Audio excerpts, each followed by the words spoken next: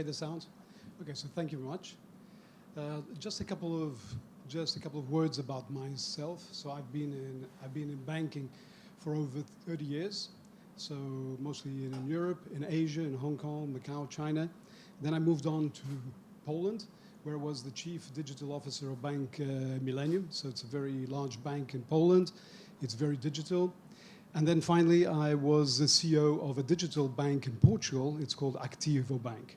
And just after the pandemic and after all those years, I decided it was the right time because I had reached what I would like to reach.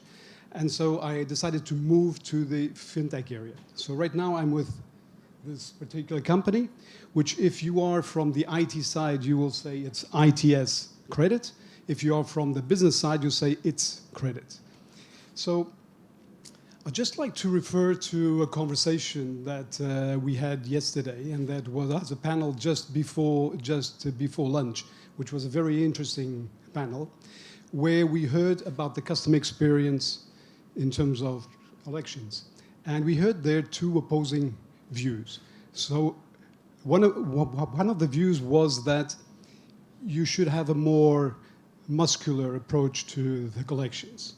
And the other view, which I have to confess is closer to me, you have a more humanized view. So the humanized approach in terms of the collections. So I think it's possible to reconcile these two views. And the way to reconcile these two views is through EWS, which is the topic of my presentation, which is in fact to prevent the default. So what I'd like to talk to you about, and the main message that I'd like to pass, is that once the customer gets into default, once the customer gets into the recovery process, we're already at a loss, okay? Because there is a loss because mostly we are not going to recover the whole amount, a loss because of the costs we're going to have with the whole process, a loss, also very important, what was mentioned by the humanized approach, a loss in the relationship with the customer. So the idea is that we have to reconcile these two views. So just imagine that the best bank out there would be the one that is fastest at identifying the customer when he has a sign that he might get into a credit problem, even before the customer knows it, right? So that you can trigger actions, you can engage with the customer, get him on board again, get him on track again. But at the same time, so they're of course using the humanized approach, but at the same time, and at the other side of the coin, you have to be very fast at identifying the customers that are at loss. And that's where you pass them quickly to the more muscular team, right, which is going to take care of this customer. And you're not going to waste your resources on cases that you cannot really take care of. And so in order to build this capacity, in order to have these capabilities, you have to transform the bank, right? You have a lot of transformation to do. These are the 4 steps. These are the 4 areas that I'd like to focus on. Of course, there are others, but these are the ones that I believe are more important. This is what we're doing with projects, banks right now. So the first one is about the early signs process. I'm going to talk to them about a minute, but this is about the processes, the procedures that you have to put in place in order to be able to quickly identify those triggers, those signals, and then take action on.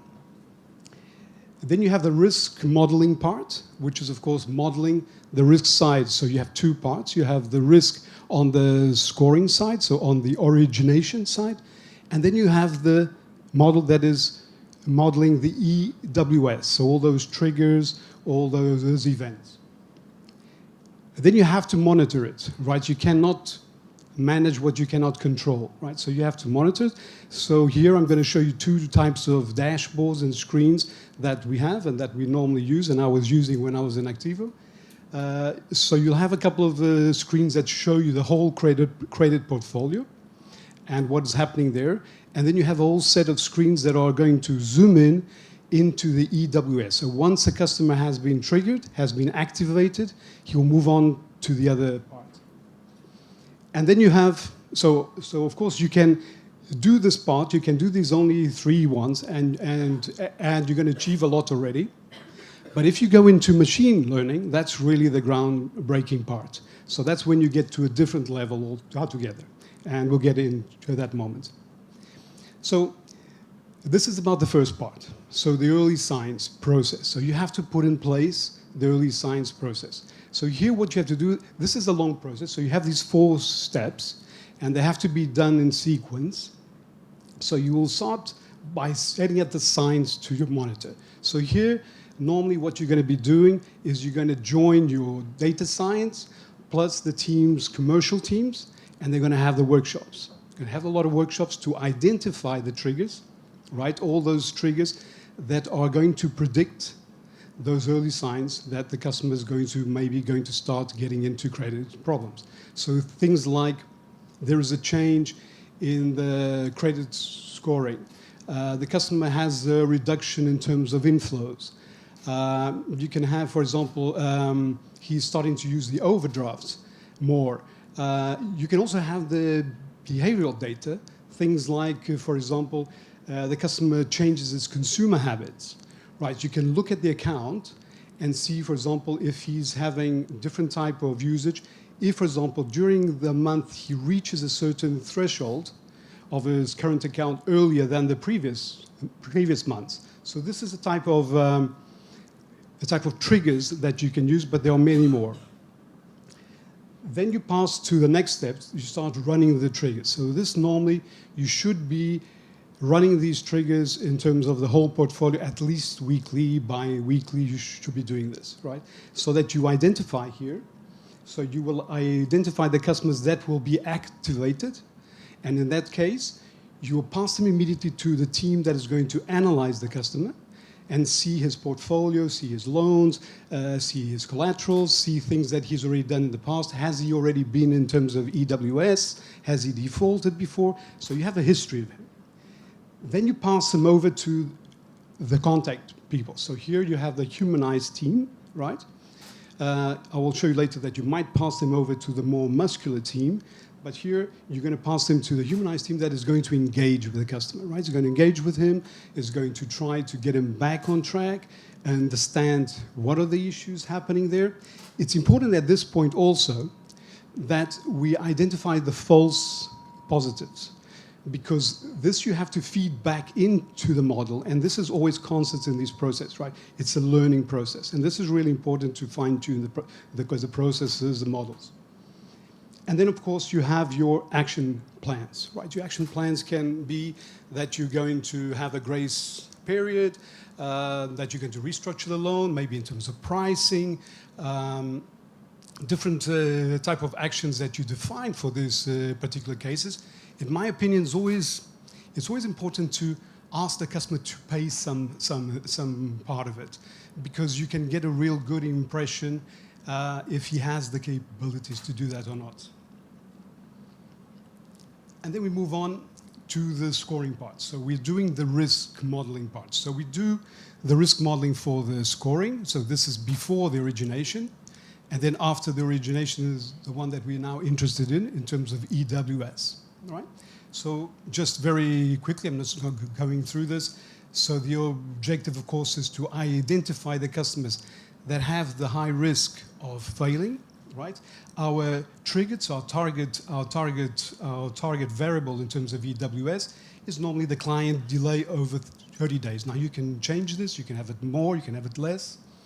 And you always look at the portfolio. In one case, normally you have this for 12 months, and the other one for 6 months. This I'm not going to go through the whole, but this just to give you a view of how this risk modeling happens, right? And how it's going to be done. So very quickly, what you have here, you have the automatic block variables there. So these are otherwise the fatal ones. The ones that you define like, I don't know, like, for example, the customer has gone into bankruptcy, right? So if he has gone into bankruptcy, immediately you pass them over to the black color, and the black color is send them to the muscular guys, right? There's no need to do anything with this customer. And then you have a different type of scoring there in terms of red, yellow, green, which I'll tell you very, very quickly how you do that. But red can be, if there's a particular trigger there, then you send them with priority to EWS. If it's yellow, it stays on a monitoring phase. If it's green, it's okay, just let them go, but let's see in the next moment. this whole part here in the center is, of course, about how to do the statistical models. I'm not going to go through all the points. Of course, you have your target variable, which is the one that we defined. Data quality is really important. I mean, this is a lot of work there to get your data science to really look in the data. Garbage in, garbage out, it's clear, right? And then you do the univariate analysis. It's like you isolate the variable and understand the power of predictors of this particular variable. And in this way, you're able to eliminate the weaker ones. In terms of the multivariate, you are comparing the variables. And if you see they have a very strong correlation, two of them, you have to take out one, because if you keep them both, it's going to add a lot of noise, et cetera, right? But then you get to the scorecard and the cutoff decision. So here's where you decide, according to your risk appetite, at what point, at what notation, are you going to cut it off? Are you going to say, I'm going to send it to the black one, I'm going to send it to the red one? So you're going to have your scorings, you're going to have your notations, like it can be 1, 2, 3, it can be A, B, C, AA, plus, etc. Okay? Then we get to the credit monitoring. So this is the monitoring. This is some of the screens that we are utilizing. You can think about others. So in this particular case, what you have to monitor, and this is great to pass also to the C-level, so they have to view this. So I was having a look at this always in ActivoBank, and this is great for the collections teams and the credit teams to pass so that they have visibility in what is happening, right, and what you're doing, what are the results. So in this case, we are looking first in terms of the whole portfolio, the whole credit portfolio. So here on the right side, we are looking at the NPLs, right? We're looking at the NPL part, how it's performing, trends, what is happening. Then on the left side, we identify the patterns, right? We identify patterns, so mostly we're looking at impairments on that side. So the impairments. And on the bottom screens, we're looking at the defaults. So the NPLs, the impairments, and the defaults. And in this case, which is the one that we're more interested in terms of the EWS, so these are the screens in which after the customer has been activated, after the trigger, right, they pass on to this group, right? And here on this right side, you have examples of screens in which we are looking at, for example, branches. I mean, branches as a source of customers, as a source of credits. You could have the call center if you also do credits there. You could have the app. You could have the website. So in this case here, we have here the branches. And in this top case, we are looking at which are the branches that are having more triggers, more of these activated customers. And then you have which are the branches that are having more actions done, right, that they do something about it. And then on the left side, you look at what was those actions and how they, how they were effective in curating the customer. And down here, you look at which actions, in fact, were more successful. So you understand the actions that, in terms of the whole, are being more successful, so that you can have this learning process again, right? Feeding back and then improving. So you could do that part that I was mentioning about, and that would be amazing, because as you can see there, you would change completely your collections team. So your collections area and department will increase by having now this EWS team, right? And you have a flow into the risk part as well. So you don't have, like normally banks have, the risk team on one side, they're deciding their things, and then just sending out when the bad loan happens, just send it out to the collections team. It's really tough there, because you need a lot of the information that is happening here in the collection side to feed back into your models, to improve your models constantly there, right? So of course now, I'm just going to talk now briefly in these last minutes I have, to talk about the part that is really groundbreaking. So if you move on, and just to give you a glimpse of what you could do if you move on to the AI. So this is something that we're doing right now in a very interesting project in Poland. It's a payments platform called BLIK, and it's owned by the 6 largest banks in Poland. It's ING and Santander and PKB, etc. And they want to put the loans on this credit platform. And so they hired us in order to do all the risk part, the scoring part, the EWS, and we have also the part that we're going to do this part with AI here. So just very quickly, just for your info, I mean, if you already know this, great. There are 3 types of machine learning: the supervised, the unsupervised, and the reinforcement learning. What we are doing in terms of banking, and most applications in banking, is on the supervised learning. So here you look at this star. The star is your target, is your target variable. And what you do is you get the data from your historical data that is more able to predict that particular target. So use regression, etc. On the second one, the supervised, this is what, for example, Tesla is using in the cars, in the driverless cars. So here you don't put the star there. It's just looking at all the data, clustering it, seeing the characteristics of the data, grouping it, and then you put the star and you see in which group you are, and you see the characteristics there.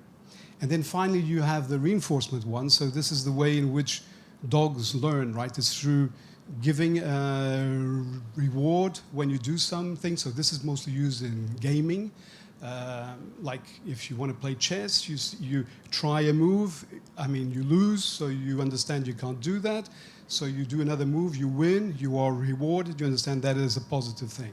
So here's mostly gaming-wise. Now, the key point here is that most of you will say that the regulators are not wanting us to use artificial intelligence in scoring and also that area. It's true, because you cannot have a black box there, right, which you don't know how it is there.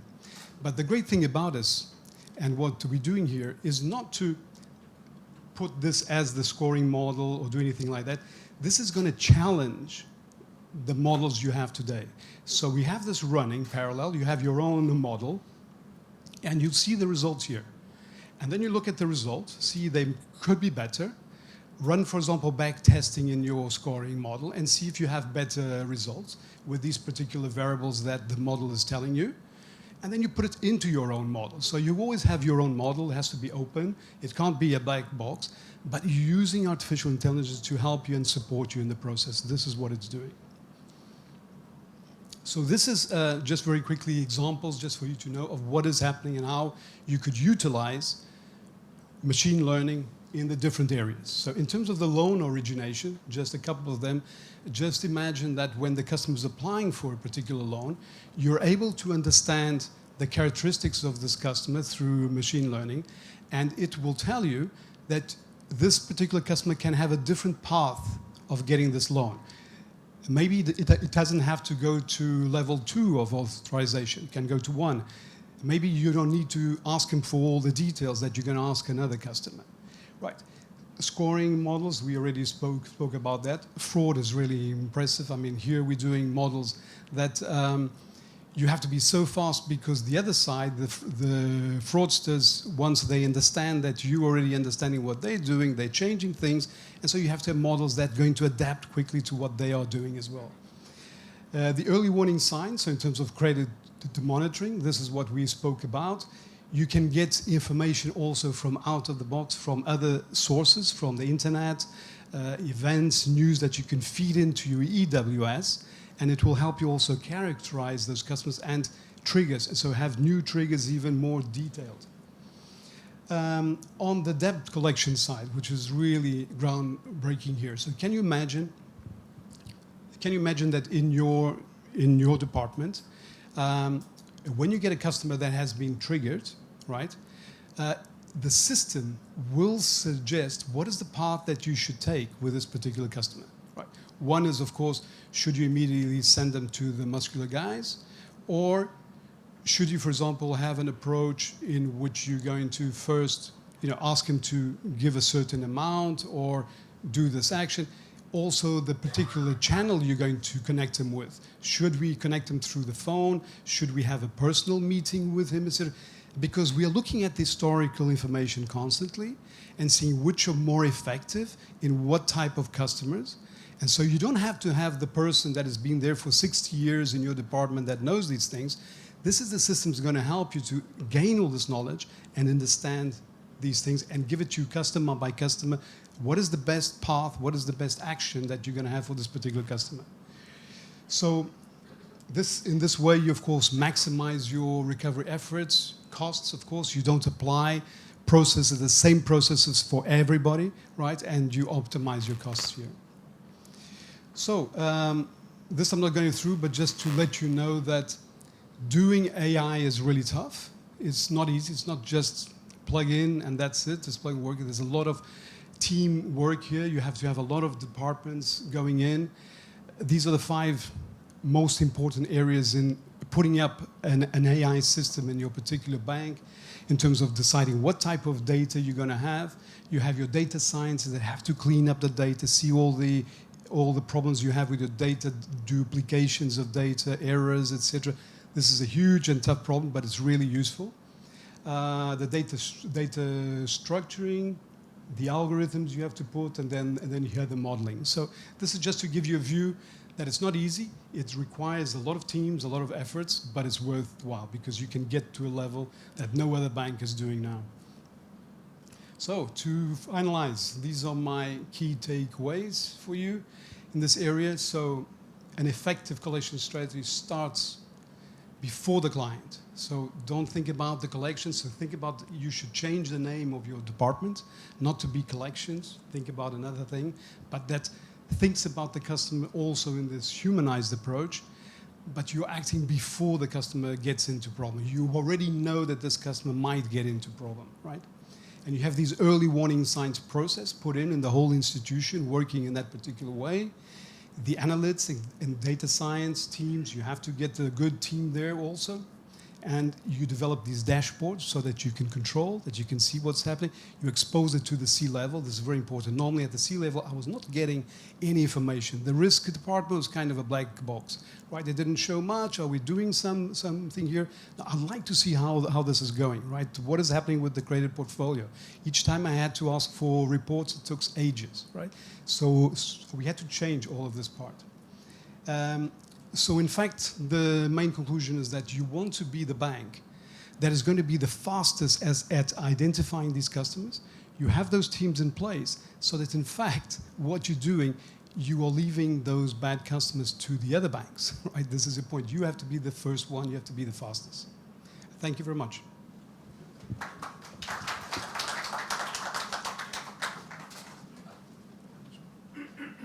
Is there any questions? Or one quick question? Yeah, we have time for a few questions. Please go ahead. I sense that this is, you're talking about large ticket item, more corporate credit, or is this equally applicable to flood-gated retail? Because retail is more programmed lending. You know, they have certain criteria. If you meet those, you know, you take the checklist and the loan is granted. So could you just re-emphasize on this? Definitely. Clear my understanding. Sure. No, it's both. It's both. It's for the company side and for the retail side. Exactly the same. Exactly the same process. And exactly. The early warning signs apply completely for the corporate side. And the same. Does that take into account the 5 C's of credit? Because, you know, this is what you are continuously monitoring in the process of origination as well as monitoring credit. Definitely. So there's no difference there, right? It's exactly like you said, the exact way in which you are going to do the monitoring of a company as an SME, right? And it's even more important with the SMEs and with the individuals, because normally that's where we get less view on, right? Normally the corporates, the large ones, they have the employee that is following the company, and so he might get more info there. But then you have the big part of all the SMEs that you don't have a big view on them, and you have the individuals also. So this is where it's really useful to have all these early warning signs and these processes in place, this automation process, so that you really get a view on these, and you don't let them get into the collections, and only after they get into collections, then you start looking at them, and then you pass the 90 days, and then you send them to the lawyers or to the court, right? You're acting much, much earlier. And the key point is both companies and individuals, they are normally having loans with different banks, right? So if you're going to be the first one that is going to act and get the money back or restructure, etc., then you're leaving the problems, the worst problems, for the other banks. Right. So the point is that. You're welcome. You're welcome. You can pass it on. Yeah. We spoke yesterday a lot about pre-collection stages and identifying customers with early warning signals. And one of the issues that I wanted to ask about is how does this on the mass side, on the mass lending, on the retail customer, reflect from of the credit bureau? Some credit bureaus in the GCC have customer spends, have the frequency and the issues concerning to that with the payments, with the rent, and with the spends, that will that be able to read off the bureau information, or would that also have to be dependent on one bank or one evaluation of that customer? Yeah, it's a very good question. So in those particular triggers that we are setting, one of them is also the credit bureau info. So you have access to the credit bureau, and you can get information if there is a change in his credit within the other banks. Each moment that you go to the credit bureau, I don't know how it is here, but in most countries you have to pay, right?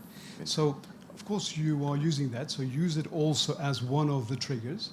But by using all the other triggers that I was mentioning and that you are able to look in, you can combine it with that one. You can come to a point when you can reduce the view of that one if you would like to reduce costs there. It's up to you. But normally we add that one also. So because that one gives you the view also of a trigger that what is happening outside of your bank that normally you're not having the view. So it's an important point to have that also as one of the triggers that you're analyzing in terms of the portfolio. Correct. Thank you very much.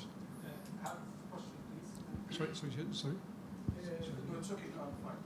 Time frame from onboarding to the first positive impact, and how can you measure the positive impact ratio-wise in terms of reducing risk? Sorry again, can you repeat that? Time frame from the onboarding till the first positive impact if we apply such a model. So how long will it take? How long will it take to? So how long will it take to implement this? Yeah. All right. Okay. From the onboarding till progressing well, so the impact. All right. And this impact, can we measure it? So is it like dropping the risk with a certain specific ratios? Yeah, it's a very important question. So yeah, so if you will start with the 3 points, the initial 3 points, without the machine learning, right? This is something, you know, that you could implement within 6 months, up to maximum a year. The most time that you're going to be consuming is really looking into the data, that part of setting up the triggers and having those teams there. So normally what we do is we support, but sometimes we bring in partners like BCG to be facilitators and work with the teams, the data science of the bank, plus the commercial side. And that part is a lot of workshops, a lot of work there to get those triggers well. The system itself is not a long time to implement. You start feeding it in. And then if you put in these 3 points already, the way you're going to measure it is looking at the number of cases that you are now not sending to recovery, right? Like as we mentioned, when you send to the recovery, you are at a loss already. So if you don't send it to recovery and you're able to get this customer back on track, so the collections team that now has also the EWS there, they are going to be proud to show you all the number of customers that they have recovered and they have put on track and have not passed. So this is your biggest number that you're looking at, and you can see the actions on those dashboards of what the branches are doing, which ones are more effective. You can have a lot of information. It's really interesting then to see with the branches how they share the best practices, what they've done to be more effective, which were the actions that were more effective in each case. And so you have those dashboards that you're looking at, reports that are going to give you this type of info. So this is how you would be doing here the measurement. Thank you. You're welcome. Thank you. There was I have a a question. Last question. Sorry, Yeah. where? Good morning. Thank you for your time and valuable inputs. Thank you. I would like to ask about the early warning inputs and how is it linked with the process before onboarding or starting the commercial relation? Then the early warning process, is it customized based on every different corporate parameters? And what is the difference between your product and other companies' early warning products? Okay, so Before we had those two, so we had those two scoring models, right? You will work on the scoring on the origination, so that means before you give the loan, right? And then you have the scoring for the EWS. Give me. Sorry again? Okay, same. So if you're going to evaluate the customer, so you have all the scoring, so you have all the particular variables that you put on your scoring, and you decide the scoring model like I showed there, right? And so this is the scoring model that you're going to have, and your particular bank, according to its risk appetite, is going to decide the policies, etc., and you're going to put it in, and you do that, and then you have the other model that along the journey of the customer, so while he's with you, right, you're going to be looking at those early signs, those triggers, once it's activated. So once you run weekly, bi-weekly, daily, even in particular banks are doing that, run it daily. If you identify those triggers that come up that are activated, you start those action plans, right, those procedures. So that's the way you do it.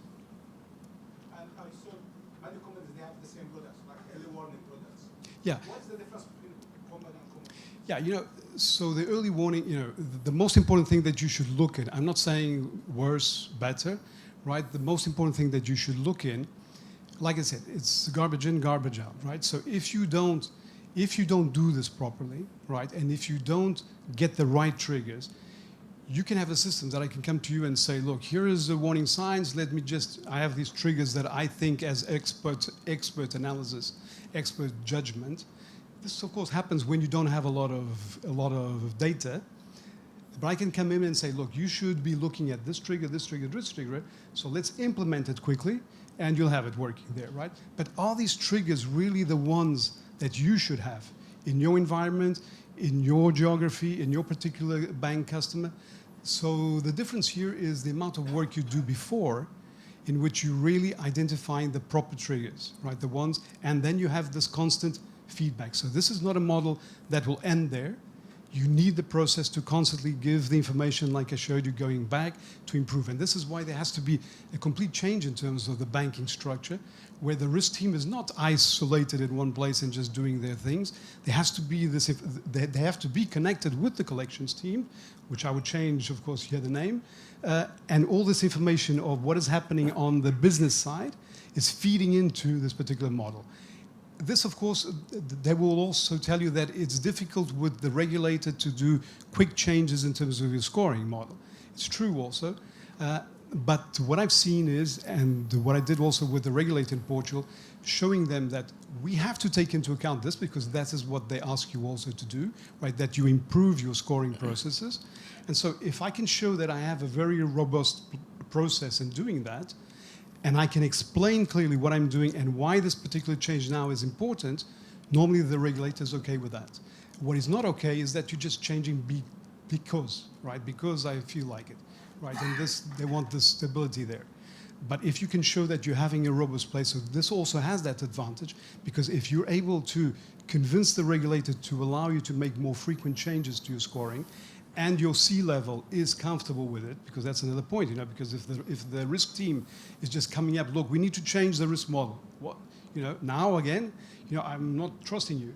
But if the risk team is able to show why and what are we doing, and I understand the implication, because I can have that scoring, and then in the other model that we have, you can do the back testing of this particular new scoring model with these particular variables. You can do the back testing, see if you had used this model before in your portfolio, what would be the results, and you see the results would be better. Okay, so let me pick up these new particular variables that have a very strong correlation, and let me use them now in my new particular model. So it's all this process that makes the real difference here, right? You're welcome.